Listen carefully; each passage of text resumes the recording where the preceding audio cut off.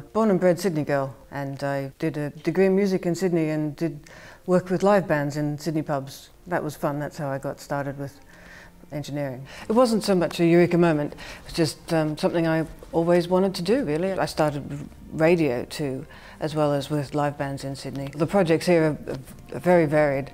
We have some wonderful brass, big band brass, which I just love recording. We also have some big band jazz, which is fabulous from my point of view to record because it's just so much fun. But we just did a CD of the music of Frank Zappa. Just a huge orchestra. We had 2 pianos, 2 harps, guitar. I think we had a theorbo as well on stage. So we managed to shoehorn as many people on stage as possible. And it was fabulous, really, really enjoyable. Some of the students here are just fab, so always good to do. Sir Colin Davis is always going to be an absolute favourite with everyone here. He was just such a generous and lovely man to work with. So nice to the students, really, really patient. He was a slight hazard to record because he used to move around so much. He used to jump up and down on stage, and he used to sing along too. He didn't know he was doing it, but so you've got Sir Colin sometimes doubling the vocal line of an opera. Sometimes even live in concert he does it as well. I really enjoyed the first album that I ever got let loose on. In a way, love performing, but more in the background maybe, but with electronic music.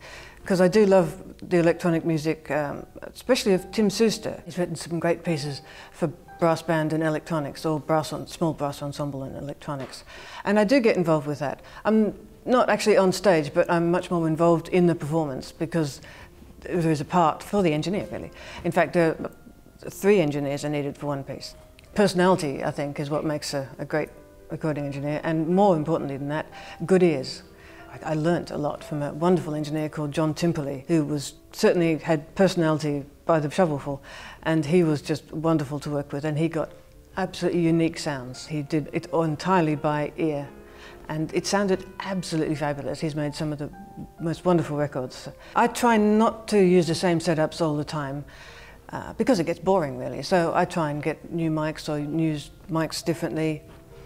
I do have my favourites, and if I'm having an off day, then I'll go back to my favourite settings. These students are just wonderful, so I'll ask them what they prefer. So if they like a bright sound or a dark sound, or if they have any personal preferences, then I'll do my best to fit in with what they want. I have a couple of, well, actually I've just put up old microphones there, and they're wonderful.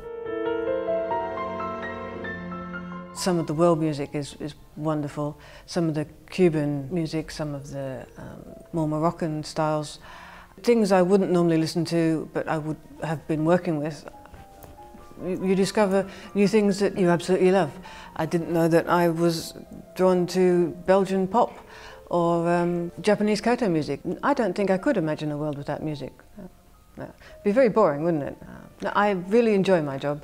I thoroughly enjoy recording the students and any other project I happen to have, but the students are particularly engaging in that they are fresh and really, really keen on what they do. They haven't been jaded, or they just want to play music. And that's always nice to come into work and find someone who's really enjoying what they do.